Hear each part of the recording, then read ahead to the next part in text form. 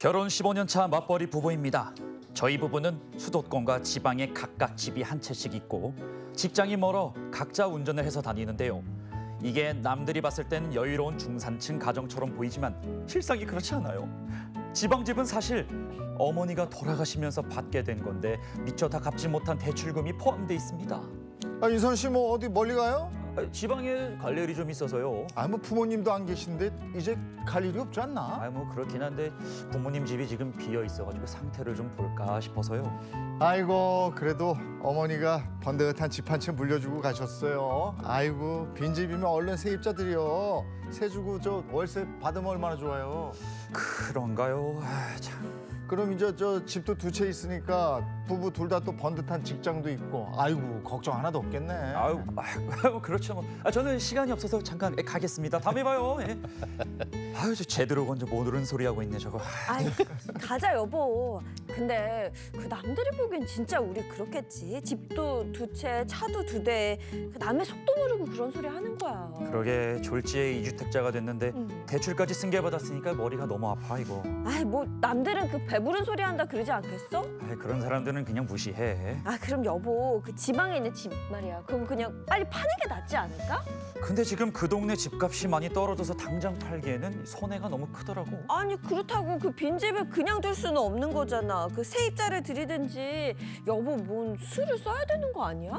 이것저것 좀 따져봐야 될 것 같은데 우리 아파트 주담대도 있는 상황이라서 이거 쉽지가 않아.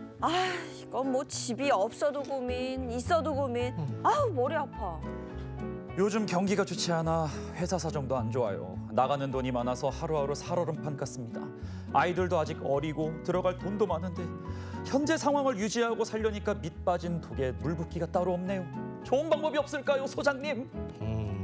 집 한 채가 생긴 게 어머니가 돌아가시면서 상속받은 집이군요. 네. 그렇죠. 네, 집이 한 채가 그냥 더 생긴 거예요. 그리고 집만 온 게 아니죠. 집이 오면서 대출금까지 같이 온 건데. 더 채가 많네요. 그렇죠. 이건 뭐 선택의 여지가 없이 그냥 자동 승계되는 거죠. 네, 그렇습니다. 아예 상속을 포기하거나 혹은 이제 이 재산만 물려받겠다라고 하는 한정수인으로 재산만 이 채무를 빼는 게 아니라고 한다면 채무도 같이 딸려서 오게 됩니다. 이 상속받는 사람의 신용이라든가 소득에 큰 문제가 없다면 이 대출도 자동으로 승계가 되는데요. 대출을 상환하고 상속을 받을지 아니면 대출까지 포함해가지고 그 집에 이 대출을 껴서 받을지 이거는 상속인이 선택을 할 수가 있습니다. 차라리 집도 안 받고 대출금 안 받을래요 하면은 마음이 편할 텐데 현실적으로 이게 안 되는 상황이면 굉장히 머리가 아플 것 같은데요. 집을 처분하고 싶어도 양도세 문제가 또 있잖아요.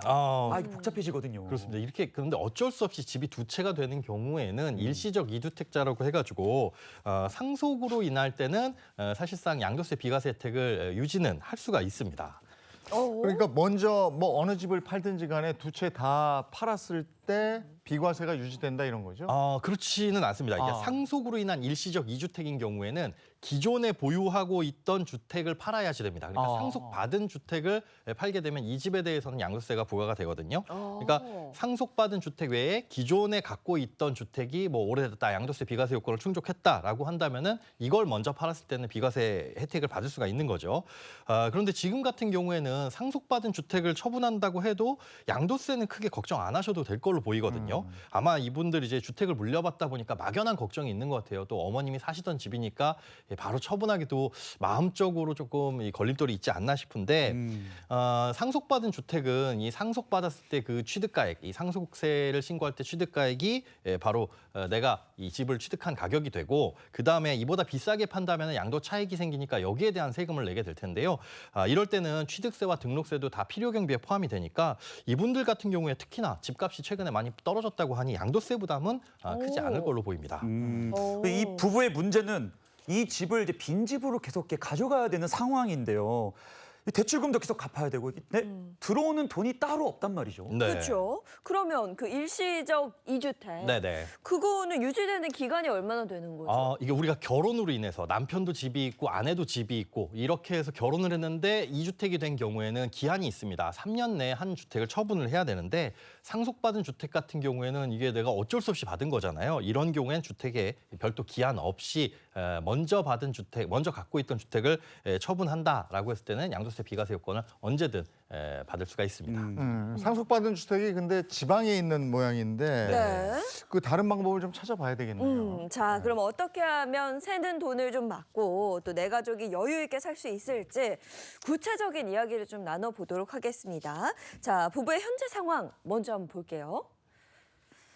자, 맞벌이 부부고요. 중고등학생 자녀가 2명 있습니다. 부부 소득 합산 월 630만 원이고요. 수도권에 7억 원 상당의 자가 아파트가 있습니다. 그리고 지방 소재 빌라, 요게 이제 상속받은 주택 같은데요. 3억 원 가량 되는 지방 주택이 있습니다. 야, 지금 현재 상황만 보면은 나쁘진 않아 보입니다. 네. 월소득 안정적이시고 예. 자가 아파트가 있으시고. 네. 그런데 이게 보니까 아까 전에 주택담보대출이 아직 있다고 말씀하셨거든요. 이게 얼마나 나가는지가 중요할 것 같아요. 네, 일단 현재 원래 살고 계셨던 집 같은 경우에는 5년 전에 주택담보대출을 끼고 매매를 하신 상황이고요. 네. 지방에 물려받은 빌라 같은 경우에는 이 부모님께서 약 10년 전에 대출을 받아서 구입한 뒤에 다달이 갖고 계시다고 합니다. 그런데 상속되면서 그 주택과 함께 대출 원금, 이자까지 한꺼번에 갚아야 되는 상황이 온 거죠. 그러면 대출이 얼마나 되는지 자산하고 부채 현황을 좀 자세하게 알아볼까요? 네, 자세히 한번 살펴보겠습니다. 자, 앞서 말씀드린 것처럼 7억 원의 자가 이 아파트와 상속받은 3억 원 상당의 빌라 외에 주식이 2천만 원이 있는데 현재 손실 중이고요. 이 청약 통장에 300만 원이 있습니다.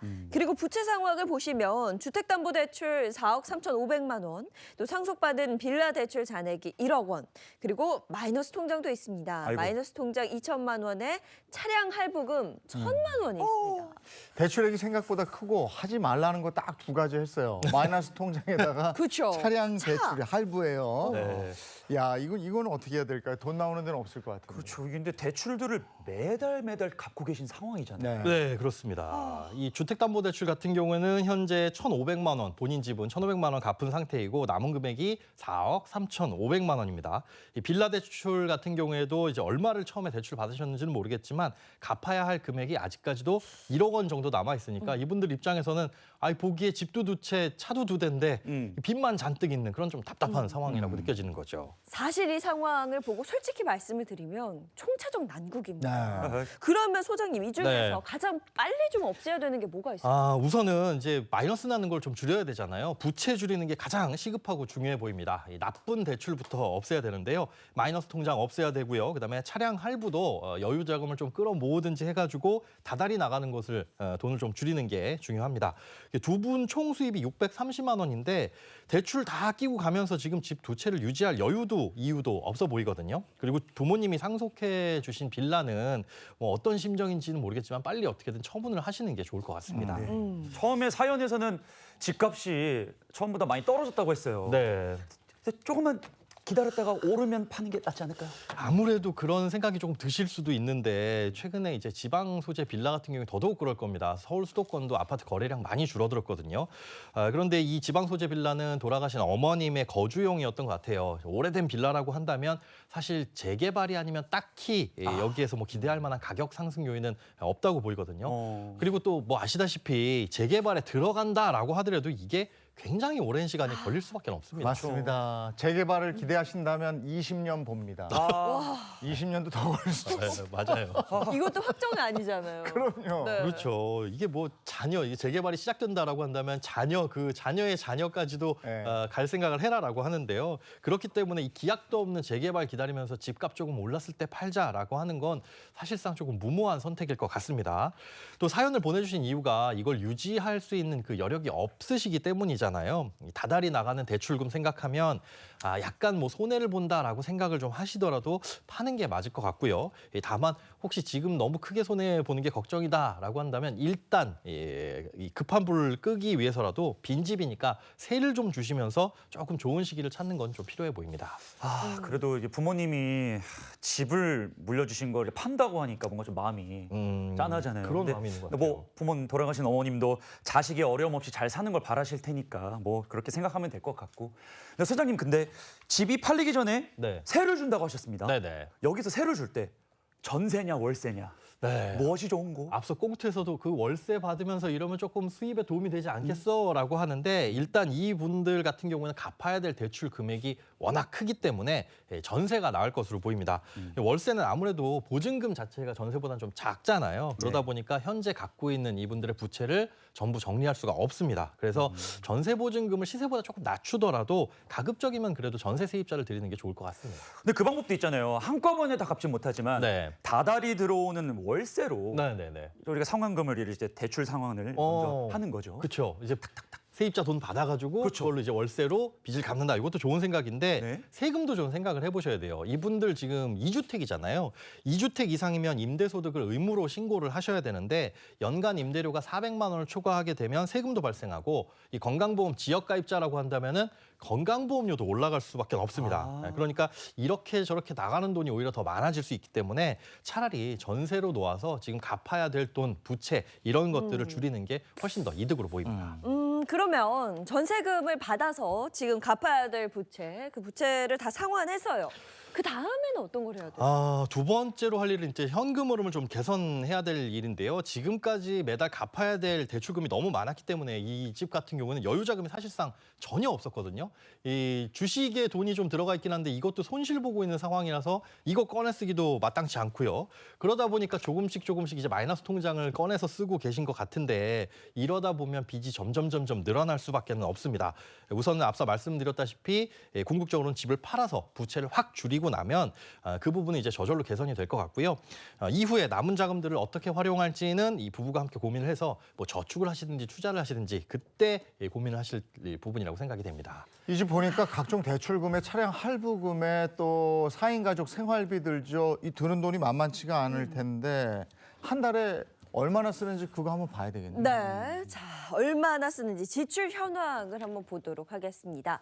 4인 가족인데요. 4인 가족의 월 지출액이 723만 원입니다. 내역을 보시면 저축 40만 원, 생활비 400만 원, 그리고 차량 할부 1,000만 원 남았고요. 월 20만 원씩 들어가고 있습니다.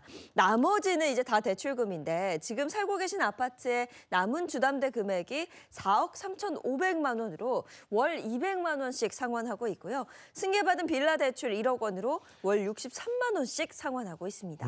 자, 이렇게 총 부채가 5억 3,500만 원이에요. 그리고 한 달에 내는 대출금, 상환, 원리금이 263만 원입니다. 와. 부부 월 소득이 630만 원이라고 네. 그랬죠? 대출금 마이너스 너무 부담이겠는데요. 큰데요? 생활비 400만 원 쓰고 계시니까 네. 수입보다 지출이 훨씬 많은 상황인데 그렇습니다. 이 저축은커녕 생활비도 충당 못할 것 같은데요. 이거 진짜 팔긴 팔아야겠습니다. 네, 지금 보니까 이 빌라를 물려받지 않았다고 하더라도 매달 조금씩 마이너스가 나고 있던 상황이거든요. 그런데 빌라까지 생기고 나니 이거 마음적으로는 뭔가 부자가 된 것 같은데 마이너스가 더 커져 버렸죠. 아하. 궁극적으로는 빌라 처분해서 보유 중인 대출 최대한 없애셔야 됩니다. 그리고 현재 갖고 있는 부채를 전부 정리하기 위해선 월세보단 전세가 낫다라고 말씀을 드렸는데요. 전세를 준다면 어느 정도로 줘야 되냐? 지금 봤을 때 한 2억에서 2억 2천 정도 사이로 이제 전세보증보험이 가입 가능한 수준으로 좀 이 세입자를 구하셔야 될 것 같습니다. 만약에 월세를 준다라고 한다면 전월세 전환율을 5%라고 가정했을 때 보증금 1억에 월세 50만 원 정도 받으실 수가 있을 것 같은데요.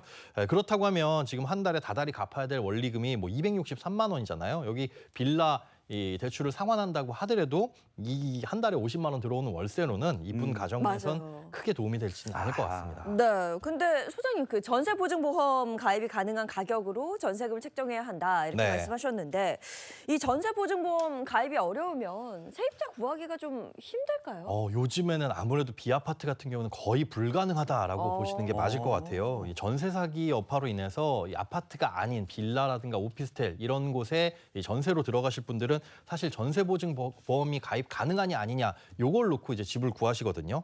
그러니까 가입을 할 수 없을 정도로 보증금이 비싸다라고 한다면 세입자들이 꺼리기 때문에 아무래도 그 세입자를 구하기가 쉽지가 않죠. 현재 전세 보증 보험 가입이 가능한 한도는 집값 대비 보증금의 비율이 90%여야 됩니다. 그런데 3억짜리 주택이라고 한다면은 90%니까 2억 7천만 원까지는 보증금을 받아도 되겠죠. 네. 문제는 B아파트 같은 경우에는 시세가 불명확하다 보니까 이 공시가의 140%를 집값으로 보도록 정해놨어요. 그렇다면 공시가의 140%에 90%까지만 보증금을 받아야 전세보증보험 가입이 가능하겠죠. 그 말인즉슨 공시가의 126%만 보증금을 받아야지 그걸 초과하게 되면 전세보증보험 가입이 불가능하다는 겁니다. 3억짜리 빌라의 공시가가 1억 8천이라고 한다면은 전세보증금은 2억 2,680만 원까지가 최대 한도라는 거죠. 이걸 초과해서 세입자를 구하려고 한다. 그러면은 세입자 구하기가 거의 불가능하기 때문에 네. 현실적으로는 3억짜리 빌라의 경우 2억에서 한 2억 2천 수준에서 세입자를 구하시는 게 좋을 것으로 보입니다. 그런데 허그에서 집값 대비 보증금의 비율 90%에서 80%로 낮춘다. 이거 언론 보도에 나오던데 네. 그러면 어떻게 되는 거예요? 아, 맞습니다. 이 공시가의 126%라고 아까 말씀을 드렸는데 그렇게 강화가 되면 공시가의 112%로 낮아지거든요. 근데 이런 언론 보도가 나가다 보니까 이제 허그에서는 그럴 계획 없다. 아직 그냥 검토만 해봤다. 이렇게 선을 긋기는 했는데 가능성을 아예 배제할 수는 없어요. 왜냐하면 허그의 손해가 계속 커지고 있기 때문에. 그렇다면 지금 90%로 꽉 맞춰가지고 세입자를 구했는데 중간에 혹시나 80%로 줄어든다. 그럼 다음 세입자를 구하기도 좀 어려워지겠죠. 최대한 전세 가격을 낮추는 방법밖에 없네요. 이 가족의 경우에는 빈집으로 두면 손해니까요. 그렇습니다. 이제 세입자를 구할 때뿐만 아니라 집을 팔 때도 다음 집주인을 구하기가 좀 어려울 수 있거든요. 이걸 고려해서 가급적 112%로 맞춰서 2억 160만 원 수준 이내에서 아쉽더라도 세입자를 구하는 걸 추천드립니다. 네, 일단은 전세금을 받아야 이 현금 흐름이 좀 원활해질 것 같습니다. 지금은 뭐 들어오는 돈보다 나가는 돈이 더 많은 상황이거든요. 전세 보증금을 받는다고 해도 2억 원 조금 넘는 돈인데 그러면 이걸 가지고 뭐부터 상환해야 돼요? 일단은 빌라 대출금 1억 원 정도 남아있는데 이거부터 상환을 하시고요. 그다음에 차량 할부금 요거 갚고 마이너스 통장까지 싹 상환을 하시면 그래도 현금이 어느 정도 확보가 됩니다. 한 7천만 원 정도 남을 것으로 보이는데요. 그러면 이 돈으로 이제 자산을 늘리는 쪽으로 투자라든가 저축을 해보시는 게 좋을 것 같습니다. 그리고 만약에 이후에 상속받은 빌라가 팔리게 되면 뭐 차익보다 더 큰 세금을 내지는 않으니까 어느 정도 또 돈이 추가적으로 남겠죠. 상속 신고를 한 금액이 3억 원이고 3억 원에 판다면 사실 양도 차익은 없는 거니까 이럴 경우에는 뭐 양도세는 걱정 안 하셔도 됩니다. 야, 이게 이왕이면 정말 집값이 좀 오른 다음에 팔리면 어떨까? 이게 화장실 들어갈 때 맘이랑 나올 때 맘 다릅니다. 네. 근데 또 그때 되면 더 오를 것 같으니까 나 더 오른 다음에 팔래 이럴 수도 있잖아요. 그렇죠. 이게 참 집값 쉽지 오르면 않아요. 행복회로예요. 네. 머리 행복해집니다. 집값만 오르면 좋은데. 네. 근데 어쨌든 집이 팔리기 전에 전세금 받아가지고 활용을 하셔야 될 것 네. 같은데. 네. 빚을 갚아버리고 남은 돈으로 활용 좀 하고 그러면 좋을 것 같아요. 그리고 또 차가 2대인데 거리가 있다고 그랬어요. 네. 근데 두 분 다 직장 생활을 하기 때문에 이거 처분하기가 좀 어려운 거 아닌가 싶기도 하고요. 그렇습니다. 이 차량이 필요하다면 사실 계속 보유를 할 수밖에 없는데 어쩔 수 없이 앞서 뭐 출퇴근 때문에 갖고 계셔야 된다고 하셨거든요. 무엇보다 그렇다고 한다면 할부 없애는 거 그리고 앞으로도 할부로 무언가 구매하는 습관부터 끊으셔야 됩니다. 요새 보면은 그런데 가전제품도 구독 서비스라고 해가지고 맞아요. 맞아요. 냉장고를 하루에 800원이면 쓸 수 있습니다. 이런 식으로 광고하는 경우도 많이 있거든요. 이게 사실 돈이 없으면 안 사는 게 맞는데 저건 좀 갖고 싶고 써보고 싶고 그런데 요 소소한 지출로 내가 저걸 가질 수 있다면 써볼 수 있다면 하는 마음에 사실상 말이 좋아서 구독이지 이 렌탈이거든요. 꼭 필요한 게 아니라면 할부나 렌탈이 아니라 돈을 모아서 사려는 습관을 좀 들이셔야 되고 이 할부나 렌탈은 고정 지출을 늘려서 저축을 방해하고 돈을 모으는데 가장 큰 방해연이 된다라고 생각을 해주셔야 됩니다. 사실 뭐 내 돈으로 사지 않고 렌탈하는 게 조금 아끼는 게 아닌가라는 생각을 가졌는데 네. 어느 부분에서는 또 렌탈하는 게 또 맞지 않는다는 걸 오늘 또 배워갑니다. 네. 자, 지금까지 나온 얘기를 바탕으로 소장님의 솔루션 한번 보겠습니다. 네, 소장님의 맞춤 솔루션 결과는요. 수익성 없는 자산인 빌라는 매각하는 걸 추천하셨습니다. 그런데 현재 주택 가격이 하락세고 당장 팔기 어려울 경우 전세 보증보험 가입이 가능한 2억 2천만 원 이내로 전세를 주고 그 돈으로 빌라 대출금 1억 원과 차량 할부금, 마이너스 통장을 상환하라고 하셨고요. 만약 이 빌라가 팔릴 경우에는 여유 자금이 더 생기겠죠. 우선 빌라가 팔리지 않더라도 이 전세를 놓게 되면 1억 원가량 현금이 생기고 이 자금을 불려나간다면 지금보다는 조금 더 여유가 생길 것으로 보입니다. 사람이 좀 여유가 생겨야 돼요. 제발. 맞아요. 근데 집 두 채가 있으니까 한 채는 그냥 파시는 게 좋은데 똘똘한 집 한 채 가지고 좀 여유롭게 있으면 좋죠. 네, 중요한 부분입니다. 그리고 이제 앞서 이제 사연자분 보니까 중고등학생 자녀가 있다고 하셨거든요. 네. 이 아이들이 이제 점점 더 클 텐데 이거 뭔가 들어가는 돈이 많다는 건 내가 가지고 있어야 된다는 거잖아요. 네, 맞습니다. 기존에 원래 내 집이 있으니까 이게 집이 있다가 좋은 게 아니네. 그러니까 하나 있는 건 좋은데 누가 집 준다고 해서 그게 마냥 좋은 건 아니다라는 거 오늘 좀 깨달았어요. 또. 맞습니다. 이게 위험하네요. 허울만 좋아 보이는데요. 이 무엇보다도 가정에서 적자가 발생한다라고 한다면 이건 언젠가 반드시 큰 문제가 발생을 합니다. 우리가 돈이 필요해가지고 잠깐 어떻게 마이너스 통장을 쓸 수는 있는데 이게 매달 이어진다라고 한다면 구조적으로 문제가 있는 거거든요. 이런 경우는 미루지 마시고 반드시 해결을 하셔야 이 호미로 막을 거 가래로 막을 거 호미로 막을 수가 그렇죠. 있습니다. 네. 근데 아까도 우리가 이제 이건 좀 다른 얘기인데 똘똘한 집 한 채 얘기 나왔잖아요. 네. 근데 자꾸 우리도 똘똘한 집 한 채 이러니까 그 소위 얘기해서 다들 살고 싶어하는 지역의 집값이 그렇게 올라가는 거 아닙니까? 그럴 수밖에는 없는 것 같습니다. 사실상 이제 수도권이라든지 도시로 사람들이 집중되다 보니까 그런 선호 지역과 그렇지 않은 지역의 양극화가 점점 심해지고 있는 건 조금 안타까운 현실인 것 같습니다. 양극화가 심해지는데도 이 똘똘한 집 한 채라는 이 얘기가 네. 일조하는 것 같아서 좀 이 부추기는 거. 얘기해놓고 제가 좀 찔리더라고요. 네. 자, 여기까지 해야 되겠네요. 예, 오늘 고맙습니다. 네, 고맙습니다. 고맙습니다.